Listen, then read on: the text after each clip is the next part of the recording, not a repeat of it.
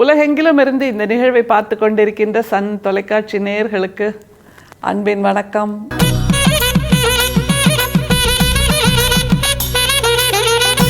வள்ளல் பிரானுடைய உரைநடையில் அவரோட கடிதங்கள், அது கொடுக்கின்ற செய்திகள், அது கொடுக்கின்ற நிகழ்ச்சிகள், அது கொடுக்கின்ற மகிழ்ச்சிகள், அது கொடுக்கின்ற சிந்தனைகள், அது கொடுக்கின்ற உயர்வு நவிர்ச்சி எண்ணங்கள், இப்படின்னு அடுக்கிக்கிட்டே போகலாம்.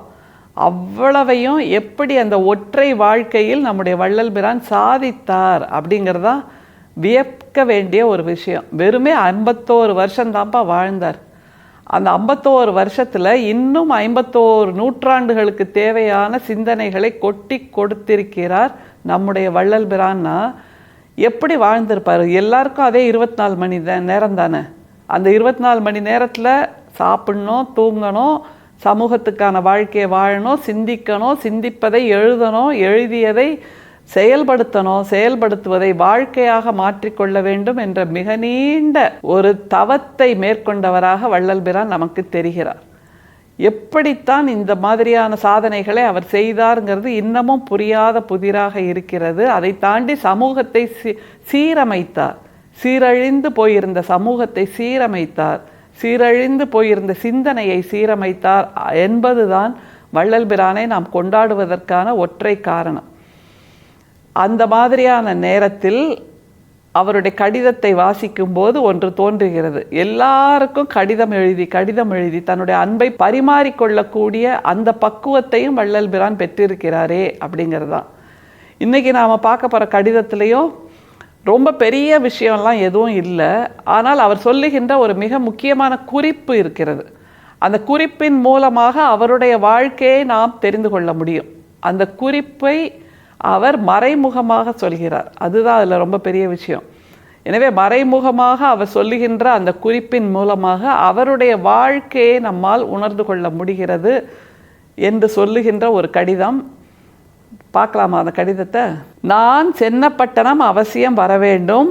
ஆதலின் நான் அவ்விடம் வருவதற்கு எவ்வளவு காலம் பிடித்தாலும் அது பரியந்தமும் பட்டணத்தில் தானே இருக்க வேண்டும். நான் வந்த பின்பு உடன் கூடிக்கொண்டு ஆண்டவன் திருவுள்ளப்படி சஞ்சரிக்கலாம். இதனை தெரிவிக்க வேண்டும்.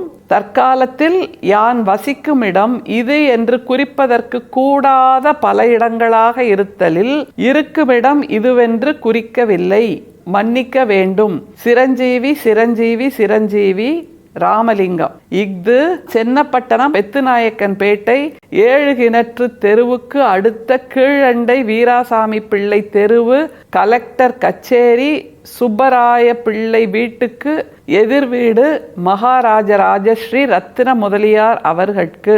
அந்த அட்ரஸ் எழுதுறதுலேயே பாருங்களேன். இப்போல்லாம் ஜிபிஎஸ்ஸை வச்சுக்கிட்டு நம்ம கூகுள் மேப்பில் தட்டி விட்டுட்டு போயிட்டே இருக்கோம்.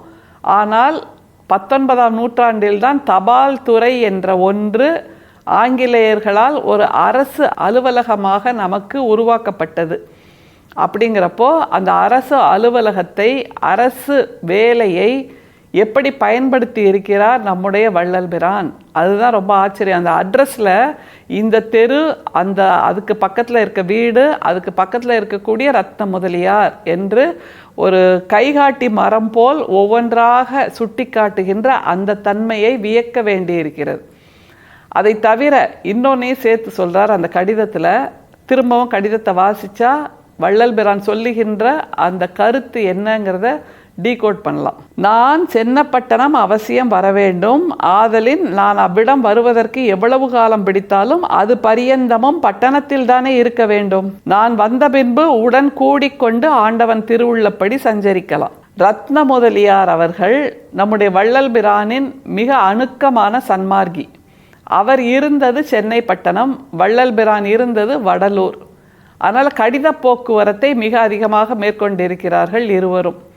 ஆனால் ரத்ன முதலியார் என்ன சொல்லுவார் எப்போவும்? நீங்கள் இங்கே வந்துட்டு போங்க, நீங்கள் ஒரு நடை சென்னைக்கு வந்துட்டு போங்க, சென்னை பட்டணத்துக்கு வந்துட்டு போங்க என்று சொல்லியிருக்கிறார்.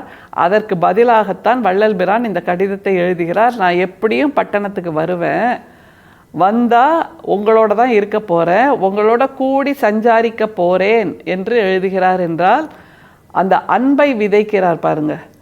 தன்னுடைய சன்மார்கி, தன்னுடைய அணுக்க தொண்டர் அழைக்கிறார் என்னும்போது, எனக்கு வர்றதுக்கு நேரமே இல்லைப்பா, நீ பாட்டுக்கு அங்கே இரு, என்னை டிஸ்டர்ப் பண்ணாத, அப்படி பதில் சொல்லி இருக்கலாம். எனக்கு உன்னையெல்லாம் பார்க்க வரத்துக்கு நேரம் இல்லை, நீ பார்க்கணும்னு நினச்சேன்னா கிளம்பி இங்கே வா என்று கூட எழுதியிருக்கலாம். ரத்ன முதலியாரும் வந்திருக்கக்கூடும். ஏனென்றால் அவர் தொண்டர், இவர்தான் தலைவர், இவர்தான் சித்தர் என்னும்போது, இவர்தான் ஞானி என்னும்போது, இவர்தான் வடலூர் சபையை உருவாக்கியவர் என்னும்போது, வள்ளலார் சொல்லுகின்ற கருத்தை ஏற்க வேண்டியதுதான் ரத்ன முதலியாரின் வாழ்வியல்.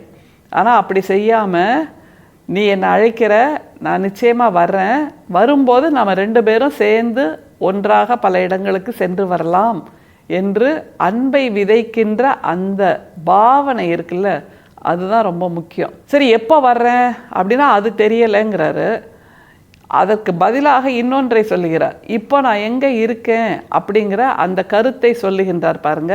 நான் சென்னப்பட்டணம் அவசியம் வர வேண்டும், ஆதலின் நான் அவ்விடம் வருவதற்கு எவ்வளவு காலம் பிடித்தாலும் அது பரியந்தமும் பட்டணத்தில் தானே இருக்க வேண்டும். நான் வந்த பின்பு உடன் கூடிக்கொண்டு ஆண்டவன் திருவுள்ளப்படி சஞ்சரிக்கலாம். இதனை தெரிவிக்க வேண்டும். தற்காலத்தில் யான் வசிக்கும் இடம் இதுவென்று குறிப்பதற்கு கூடாத பல இடங்களாக இருத்தலில் இருக்கும் இடம் இதுவென்று குறிக்கவில்லை. இதுதான் ரொம்ப முக்கியமான ஒரு கருத்து.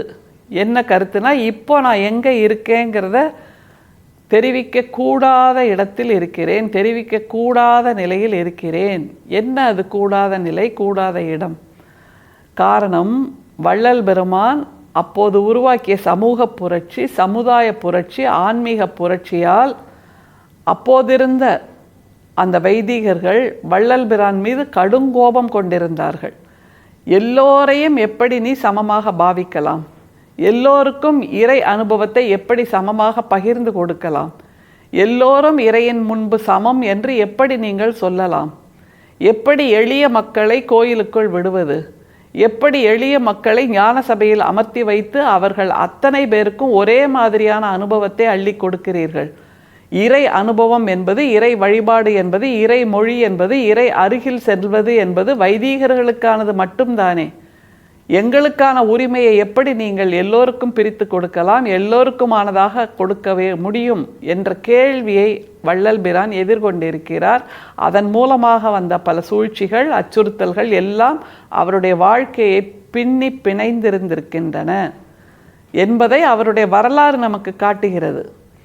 அவருக்கு எதிராக எழுந்த சூழ்ச்சிகள், அவருக்கு எதிராக எழுந்த கிளர்ச்சிகள், அவருக்கு எதிராக எழுந்த இந்த மாதிரியான சொல்லாடல்கள், அதனால் யாருக்கும் தெரியாத இடத்தில் வள்ளல் பிரான் இருந்திருக்கிறார் என்பதை இந்த கடிதத்தின் மூலமாக நம்மால் புரிந்து கொள்ள முடிகிறது. எனவே அந்த எதேச்சாதிகாரம் பேசுகின்ற சமூகத்தினர் தான் மட்டும்தான் இறைக்கு நெருக்கமானவர்கள், இறையை வழிபடுகின்ற உரிமை எல்லாமே தங்களுக்கு மட்டும்தான் உண்டு என்று சொல்லக்கூடிய அந்த வைதீக கூட்டத்தினர், அவர்களால் நேர்ந்த அச்சுறுத்தலால் வள்ளல் பிரான் வெளியே தெரிவிக்க முடியாத இடத்தில் தான் இருப்பதாக இந்த கடிதத்தில் ஒரு சஜஸ்டிவான பாயிண்டை கொடுக்கிறார். அது ஒரு கருதுகோள். இதன் மூலமாக நாம் பல விஷயங்களை பின்னி பிணைந்து அவருடைய வாழ்க்கையில் கண்டுபிடிக்க முடியும். அப்படியாக அவருடைய வரலாறு நமக்கு பல விஷயங்களை சொல்லி செல்கிறது. எனவே இந்த கடிதத்தின் மூலமாக எது எப்படி இருந்தாலும் சமூகத்துக்கான பணியை நான் தொடர்ந்து செய்வேன் என்று வள்ளல் பிரான் உறுதிப்பாட்டோடு இருந்தார் என்பதையும் நம்மால் புரிந்து கொள்ள முடிகிறது. எனவே வள்ளல் பிரான் எழுதிய கடிதங்கள் பல பக்கமாக விரிகின்றன. ஆனால் சில சொற்கள் மூலமாக அவர் சொல்ல வருகின்ற சூட்சுமம் என்ன என்பதை நம்மால் புரிந்து கொள்ள முடிகிறது. இந்த கடிதத்தையும் அப்படியே டீகோட் செய்வோம். அருட்பெரும் சோதி, அருட்பெரும் சோதி, தனிப்பெரும் கருணை, அருட்பெரும் சோதி. மீண்டும் சந்திப்போம். நன்றி, வணக்கம்.